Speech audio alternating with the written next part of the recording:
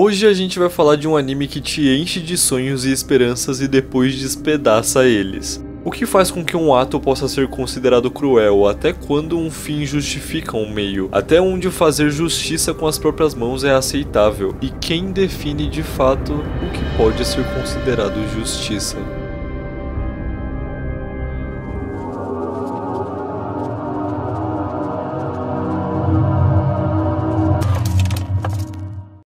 Akame ga Kill foi um anime lançado em 2014 pela White Fox, que foi muito popular na época de lançamento e ainda manteve relevância por alguns bons anos depois. Quando eu assisti na adolescência eu gostei demais desse anime, então eu devo dizer que eu fiquei curioso pra rever e descobrir se ele é realmente tudo aquilo que eu lembrava, ou se era só a minha memória afetiva me enganando pra variar. E bem, que forma melhor de começar a falar sobre isso do que do início? O primeiro episódio de Akame ga Kill começa com o Tatsumi, um garoto do interior que foi pra capital pra poder se juntar ao exército e ajudar a família dele. E é quando essa bela dama loira com código de vestimenta questionável o aborda e fala: "Vou te ajudar, tô caridosa hoje, vou te ajudar, conheço alguém do governo, vem comigo que é sucesso." Daí ele cai no papo dela e leva um calote, óbvio. Ferrado, roubado e sem um tostão, ele se prepara pra dormir na rua até que uma outra loira mais comportada oferece abrigo. Ele desconfia, mas aceita, nos mostrando que inteligência não é o seu forte. Falando com a família da garota, ele conta que veio pra capital junto de dois amigos, mas se perdeu deles. E a família generosa oferece ajuda não só pra encontrar os dois, como também pra colocar eles no exército. E trabalhando pra eles é quando a gente ouve falar pela primeira vez da Night Raid, um grupo de assassinos cruéis que aterroriza a capital. E nessa mesma noite, esse grupo invade a mansão e ataca os guardas e os pais da garota. O Tatsumi então, sem pensar duas vezes, parte pra defender ela. E é quando ele reencontra a primeira loira lá, que antes que a sua colega mate o rapaz, a contém, dizendo pra ele: "Você quer saber por que a gente tá fazendo isso? Olha isso aqui então." E é quando ela abre o armazém da família E lá, Tatsumi reencontra os seus amigos perdidos. E quando a garota de preto se prepara pra matar a garota da mansão, ele toma a frente e o faz ele mesmo. Nesse momento, diante dos atos do rapaz, percebendo os seus princípios que o levaram a fazer isso, a loira toma a decisão de recrutá-lo pra sua equipe. E a partir daqui então, o Tatsumi se junta à Night Raid.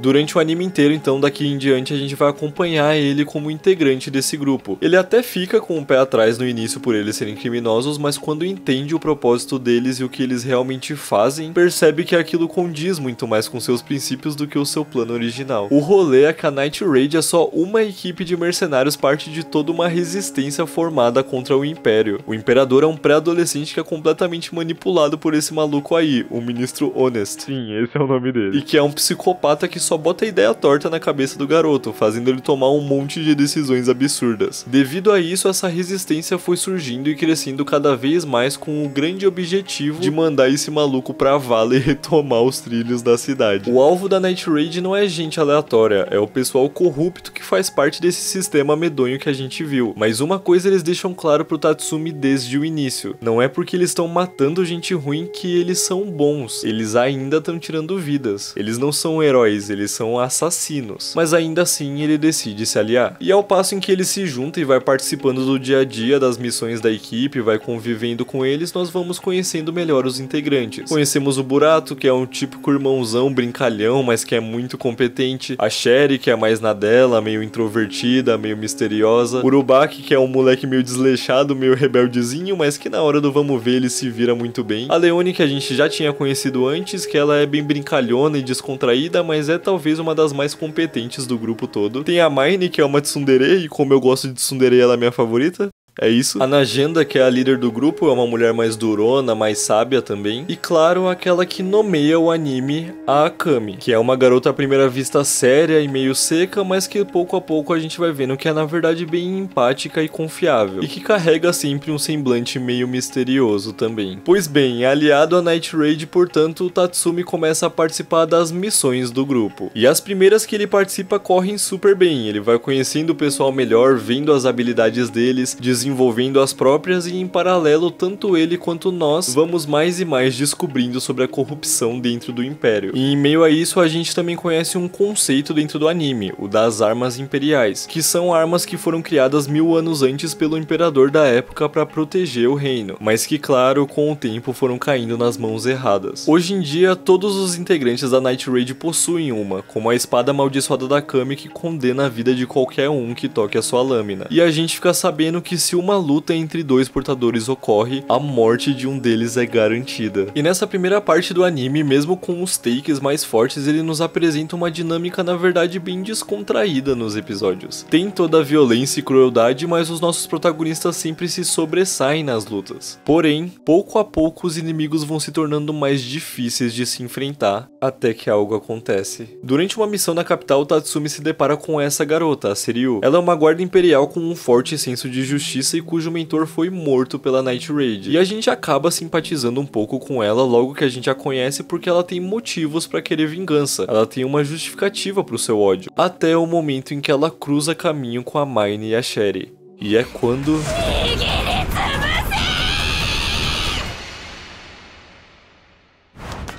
pela primeira vez...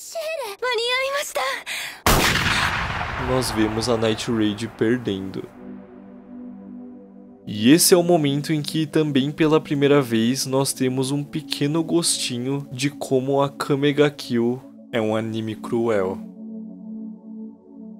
Talvez tivéssemos tido a falsa impressão até aqui, mas os protagonistas não são imortais. Eles também perdem, eles também falham. E essa falha pode e vai custar a vida deles. A partir dessa primeira morte, as vitórias deles passam a carregar junto do alívio de antes, uma apreensão diante do próximo combate. A gente não tem mais segurança do que vai rolar, ainda mais com um outro elemento do anime. Do lado do Império, nós somos apresentados a Esdeath, uma ditadora sádica, psicótica e safada que retorna ao Império para lidar com essa resistência que veio crescendo cada vez mais. E junto dela nós conhecemos os Jaeger, a sua equipe, formada por uma porrada de gente estranha, incluindo a Seiryu e a Kurome, que é a irmã da Akame, olha só, formando esse paralelo com a Night Raid, uma vez também que um novo personagem muito semelhante ao Tatsumi, o Wave, não esse Wave, se junta a eles, nos permitindo ver o outro lado, entender melhor os inimigos. Afinal, até aqui nós só vimos pra valer o lado ruim do pessoal do reino. E agora com esse grupo uma nova perspectiva se abre pra nós. Ao mesmo tempo a gente ainda tem um porém, porque mesmo com motivações plausíveis, os personagens de ambos os lados são todos assassinos ainda. A Seiryu é uma psicótica, o Boros matava gente a rodo em nome do governo. Eles são maus sim, mas isso também vale pro nosso grupo, que mesmo que pra defender o povo ainda tira vidas. A Leone se diverte matando os inimigos e o grupo inteiro é bem tranquilo em fazer isso também. A Night Raid não é um grupo de mocinhos, a gente já tinha visto e isso só se confirma. E outra coisa que nos permite conhecer melhor os Jaeger é um momento em que o Tatsumi participa de um torneio deles pra conseguir um dinheiro e acaba caindo nas garras da Esdeath, que se apaixona por ele. Eu sei. A questão é que ela tava, e esse é um ponto dentro do anime, a fim de arrumar um parceiro, mas ela tinha requerimentos muito específicos pro seu tipo, e é claro que o garanhão do Tatsumi atendia a todos eles. O que nos leva a muitas cenas engraçadinhas dela querendo muito jantar um moleque e ele num dilema entre também querer porque ela é um mulherão, mas ter que recusar porque ela é uma ditadora envolvida na morte dos amigos dele. E em meio a todo esse rolê, muita coisa acontece, a Night Raid perde membros, os Jaeger também perdem gente, 2 novos integrantes são introduzidos no nosso grupo, a Chelsea e o Suzano, e as coisas vão se estreitando cada vez mais pelos dois lados. De um lado, os soldados da Esdeath estão acabando com os rebeldes, do outro, a Night Raid vem derrotando mais e mais membros do Império, tornando os conflitos mais diretos e direcionando o anime para um eventual grande confronto. Mas para falar sobre isso eu vou ter que dar spoilers, então se você não quiser receber, mas quiser ver as minhas conclusões do anime, pula pra esse minuto do vídeo aí na tela, senão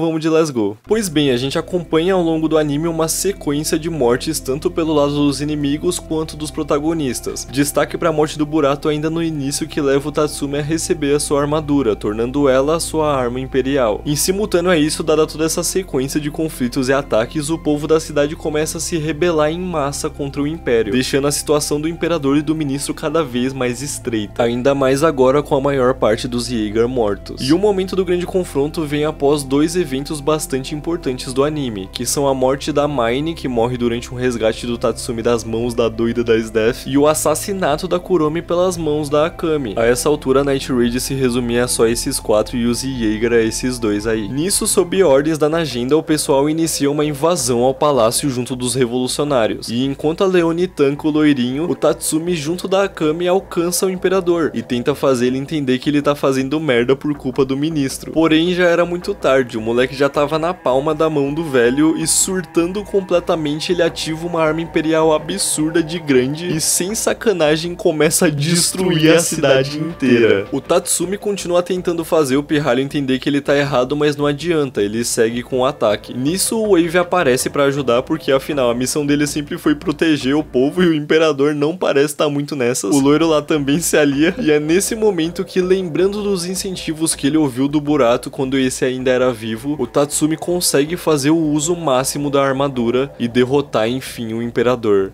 E no último ato para impedir que aquele robô gigantesco destruísse ainda mais a cidade, ele morre.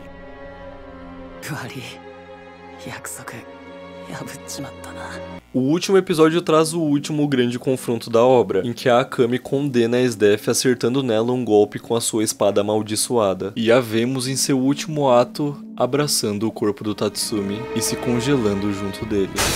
E a luta chega ao fim.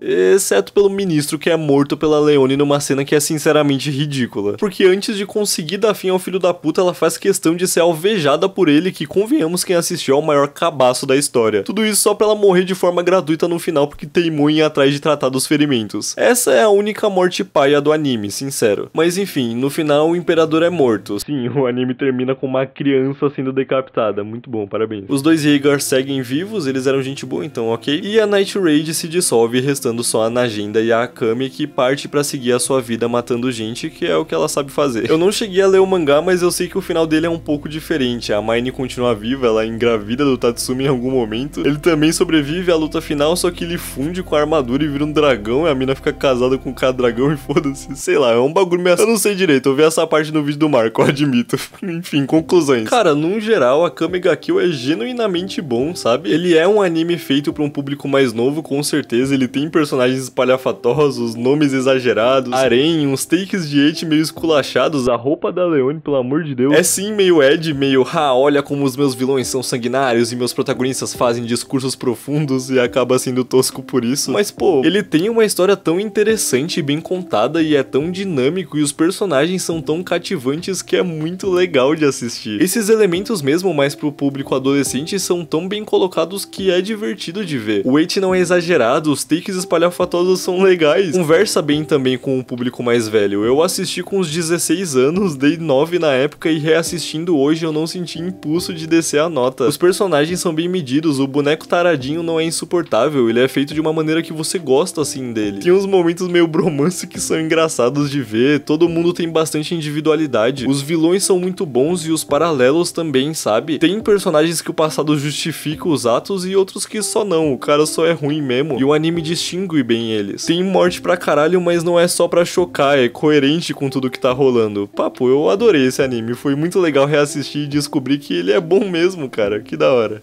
Mas e você, o que você achou do anime, do vídeo? Comenta aí, vamos conversar um pouco sobre. No mais, se você gostou, curte, se inscreve, me segue nas minhas redes sociais pra gente ter um contato um pouco mais próximo. Considera virar membro se quiser me dar uma ajudinha com o canal, e eu já deixo aqui um agradecimento aos membros, e um maior ainda aos senhores do Submundo, que são o Luzil, a Vanessa Masson e o Matheus Nicolas. Muito obrigado pela força. E é isso aí, até uma próxima e falou!